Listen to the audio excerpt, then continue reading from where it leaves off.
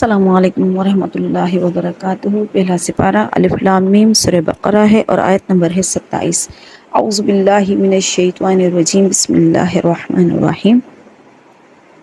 الذین ینقضون عہد اللہ من بعد میثاقہ، وہ لوگ جو اللہ کے وعدے کو پکا کرنے کے بعد توڑ دیتے ہیں۔ وَيَقْطَعُونَ مَا أَمَرَ اللَّهُ بِهِ أَن يُوصَلَ، اور قطع کر دیتے ہیں اس اللہ کے حکم کو جس کو اللہ نے حکم دیا ہے کہ اس کو ملاؤ۔ وَيُفْسِدُونَ فِي الْأَرْضِ، زمین میں فساد کرتے ہیں۔ اولئک هم الخاسرون، یہی لوگ خسارے والے ہیں۔ اب اللہ تعالیٰ اس آیت میں یہ فرماتے ہیں کہ وہ لوگ جو عہد کو پکا کرنے کے بعد توڑ دیتے ہیں، تو اب اس عہد سے کیا عہد مراد ہے؟ پہلے تو اس کے بارے میں بیان ہو جائے کہ عہد کس کو کہتے ہیں۔ ایک عہد تو وہ ہے جو الست ربکم والا عہد ہے۔ عہد کا مطلب ہوتا ہے وعدہ۔ تو اب الست عہدکم جو ہے وعدہ ہے، وہ کون سا وعدہ تھا؟ وہ اس وقت تھا جب حضرت آدم علیہ السلام کو اللہ تعالیٰ نے پیدا فرمایا تھا۔ اس کے بعد اللہ تعالیٰ نے حضرت آدم علیہ السلام کی پیٹھ پر ہاتھ مارا، جس کی وجہ سے آدم علیہ السلام کی پیٹھ میں سے ان کی ساری نسلیں، قیامت تک آنے والے جتنے بھی انسان ہیں، وہ سارے کے سارے ان کی روحیں نکل آئی اور یوں قطار میں آ کر کھڑی ہو گئی۔ اللہ تعالیٰ نے حضرت آدم علیہ السلام کو اپنی روحوں کو دکھایا اور ان کی روحوں کو یعنی ان کے اولادوں کو دکھایا۔ اچھا، پھر اللہ تعالیٰ نے ان سے کہا کہ الست ربکم، ان روحوں سے سوال کیا اللہ تعالیٰ نے، کیا میں تمہارا رب نہیں ہوں؟ تو انہوں نے کہا قالوا بلا، کیوں نہیں یا اللہ، تو ہی ہمارا رب ہے۔ اللہ تعالیٰ سے یہ وعدہ ہر روح نے کیا ہوا ہے کہ ہم تیرے بندے ہیں اور تو ہمارا رب ہے، لیکن دنیا میں آ کر ہم اس وعدے کو بھول جاتے ہیں اور پھر یاد ہی نہیں رہتا۔ تو اللہ تعالیٰ اس وعدے کو قالوا بلا والا جو وعدہ ہے، اس وعدے کو مراد بھی لے سکتے ہیں۔ پھر اس سے مراد وہ وعدے بھی ہیں جو انسانوں کے ساتھ کرتے ہیں، معاملات میں کیے جاتے ہیں، اور وہ جو انسان عہد کرتا ہے اس عہد کو توڑ دینا، یہاں سے مراد وہ وعدے بھی ہیں جو کہ اللہ تعالیٰ اپنے انبیاء کے ذریعے سے انبیاء اپنی امت تک پہنچاتے ہیں، وہ وعدے مراد ہیں۔ جیسے اللہ کے ساتھ کسی کو شریک نہ کرنا، گناہ نہ کرنا، زنا نہ کرنا، چوری نہ کرنا، جھوٹ نہ بولنا، ملاوٹ نہ کرنا، یا جتنے بھی احکامات قرآن پاک میں اللہ تعالیٰ نے فرمائے وہ ہیں، یا وہ حدیث میں جتنے بھی احکامات اللہ تعالیٰ نے فرمائے ہیں وہ مراد ہیں۔ تو اللہ تعالیٰ ان عہد کے بارے میں فرماتے ہیں، تو یہ سارے عہد میں شامل ہوتے ہیں۔ اچھا، اب عہد توڑتے کون سے لوگ ہیں؟ وہ کون سے لوگ ہیں جو توڑ رہے ہیں؟ تو وہ یا تو گمراہ ہیں یا منافق ہیں۔ منافق ایسا کرتے ہیں۔ اچھا، مومنوں میں بھی یہ ایک خصلت پائی جاتی ہے کہ وعدہ کرتے ہیں پھر وعدہ خلافی کرتے ہیں۔ اس کے بارے میں تفصیل سے پیچھے منافقین کے بیان میں بتا چکی ہوں کہ جب وعدہ کرے تو اس کے خلاف جائے، یہ منافقین کی نشانی میں سے ایک نشانی ہے، 3 نشانیوں میں سے۔ اچھا، اس کے علاوہ وہ کون سے لوگ ہیں جو فاسق مراد ہیں؟ فاسق کرتے ہیں، منافق کرتے ہیں، کافر کرتے ہیں، جو اللہ تعالیٰ سے وعدہ خلافی کر رہے ہیں، خوارج ہیں، نان مسلم ہیں، جتنے بھی سارے لوگ ہیں، یہ وہ لوگ ہیں جو کہ اللہ تعالیٰ سے وعدہ خلافی کرتے ہیں۔ وعدہ خلافی کرنے کا سبب یہ ہے کہ وہ اللہ تعالیٰ کے احکامات پر عمل نہیں کر پا رہے ہیں، اس کو مان نہیں رہے ہیں، اللہ تعالیٰ کی طرف آ نہیں رہے ہیں، جو وعدہ ہم نے الست بربکم والا کیا اس کو مان نہیں رہے ہیں، اس کو نبھا نہیں رہے ہیں، اس لیے یہ وعدہ توڑنے والے ہوئے۔ اچھا، پھر کچھ وعدے وہ بھی ہوتے ہیں جو انسانوں کے ساتھ ہوتے ہیں، معاملات کے ساتھ ہوتے ہیں، وہ رشتوں میں ہوتے ہیں، ان وعدوں کو بھی نبھانے کا حکم ہے۔ ان عہد کان مسئولا، بے شک عہد کے بارے میں سوال کیا جائے گا۔ جو آپ وعدہ کرتے ہیں اس وعدے کو پورا کرنا ہوتا ہے۔ ایک دفعہ وعدہ ہو گیا تو اس وعدے کو پورا کرنا پڑتا ہے، اس لیے وہ ضرور کرنا چاہیے۔ اچھا، اب عہد توڑنے والے کے بارے میں بتا چکی میں آپ کو۔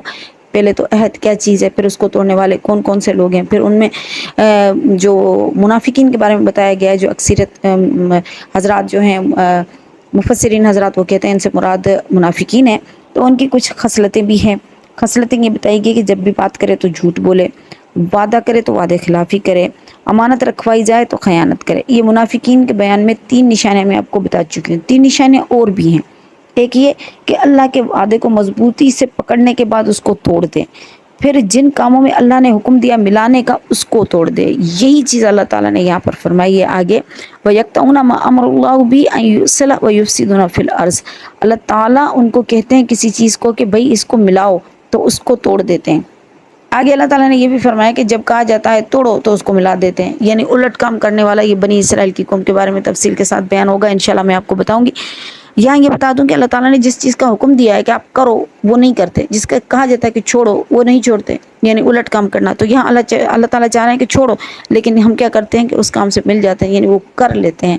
یہ چیز بھی غلط ہے۔ یفسدون فی الارض، زمین میں فساد کرتے ہیں۔ اولئک هم الخاسرون، یہی لوگ خسارے والے ہیں۔ اچھا، اب اللہ تعالیٰ حکم دے رہے ہیں کہ قطع کرو معاملات کو، وہاں ہم نے ملا دینا۔ کون سے معاملات ہیں جن کو قطع کرنے کا حکم دیا گیا ہے؟ گناہ سے قطع کرنے کا حکم دیا ہے کہ گناہ سے رک جاؤ، نہ کرو۔ محرمات سے رکنے کا حکم دیا ہے کہ نامحرم کاموں میں نہ پڑو، جو کہ حرام کام ہے اس میں نہ پڑو، ایسی چیزیں نہ کرو جس سے اللہ اور اس کا رسول روک رہا ہے۔ اللہ تعالیٰ فرما رہا ہے کہ اس سے قطع ہو جاؤ، ہم نے وہاں پر قطع نہیں ہونا، وہاں ہم نے جا کر کام کرنا ہے۔ اور پھر اللہ تعالیٰ فرماتے ہیں کہ قطع نہ کرو، ملا لو اس چیز کو، تو وہاں پر قطع کر دیتے ہیں۔ کون سی چیزیں جن کے ملانے کا حکم دیا گیا ہے؟ سب سے بڑی بات تو صلہ رحمی کے ملانے کا حکم دیا گیا ہے۔ صلہ رحمی کس کو کہتے ہیں؟ صلہ رحمی کا مقصد یہ ہوتا ہے کہ جو رشتے میں آتا ہے اس سے رشتہ جوڑو، تعلق جوڑو۔ رشتہ دار کے ہم پر کتنے حق ہیں؟ ہم رشتہ داروں کو بہت غلط کہتے ہیں اور کئی غلط لفظ استعمال کرتے ہیں اور ہم ان کے حقوق نہیں ادا کرتے ہیں، ہم ان پر غصہ کرتے ہیں۔ کبھی ہم بیٹھ کر خود بھی سوچیں، آیا ہم نے اپنے رشتہ داروں کے حقوق ادا کیے ہیں؟ کون سے حقوق ہیں بھلا رشتہ داروں کے؟ سب سے پہلا حق یہ کہ آپ ان کے بارے میں معلومات رکھیں کہ آیا وہ کس حال میں ہے، وہ ٹھیک ہے یا نہیں، اسے کسی چیز کی ضرورت تو نہیں، اسے کوئی پریشانی تو نہیں، اسے اس نے کھانا کھایا ہے، کیا اس نے کپڑا پہنا ہے، کیا وہ صحیح ہے، کیا وہ صحت مند ہے۔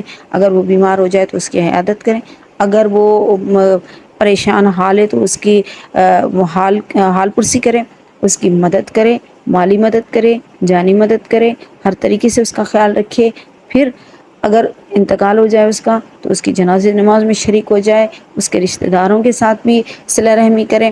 اللہ تعالیٰ نے اتنا رشتہ داروں کے بارے میں صلہ رحمی کا حکم دیا ہے، اتنا حکم دیا ہے کہ حدیث مبارک میں آتا ہے کہ ایک بندہ جب پل صراط سے گزر رہا ہوتا ہے تو وہ شخص جو صلہ رحمی نہیں کرتا اس کے لیے جہنم سے بڑی بڑی بلائیں نکلتی ہیں جو اس کو کھینچ کر جہنم میں لے آتی ہیں اور اس کو یعنی گرانے کی پوری کوشش کرتی ہیں، اس کو کھینچ رہی ہوتی ہے، اس کو گزرنے نہیں دیتی ہیں پل صراط سے۔ تو وہ کہتا ہے یا اللہ یہ کون ہے؟ پھر کہا جاتا ہے کہ یہ وہ چیز، یہ وہ عذاب ہے آپ کا جو آپ نے قطع رحمی کی ہے اس کے بدلے میں۔ جو اللہ کا رحم ہے، جس کو رحم کہتے ہیں نا، صلہ رحمی میں جو رحم ہے، رحم کس کو کہتے ہیں؟ رحم اللہ کے نام رحمان سے نکلا ہے۔ اور رحم ماں کی اوری ہوتی ہے نا، جہاں پر بچہ ہوتا ہے، بچے دانی ہوتی ہے، اس کو بھی کہتے ہیں رحم۔ وہاں سے رحم شروع ہوا ہے، رشتہ شروع ہوا ہے۔ وہ رحم جو ہوتا ہے وہ پل صراط پر کھڑا ہوتا ہے، پھر کہتا ہے یا اللہ اس شخص نے مجھے توڑا ہے، تو اس کو جنت سے نہیں ملا سکتا، اس کو جہنم میں داخل کر۔ اگر میں تیرے نام رحمان سے نکلا ہوں تو پھر اسے جہنم میں گرا دے، اور اگر اسے جہنم میں نہیں گراتا تو مجھے اپنے نام سے ہٹا دے۔ یعنی صلہ رحمی کا اتنی سختی کے ساتھ حکم، تو صلہ رحمی بالکل کرنی چاہیے۔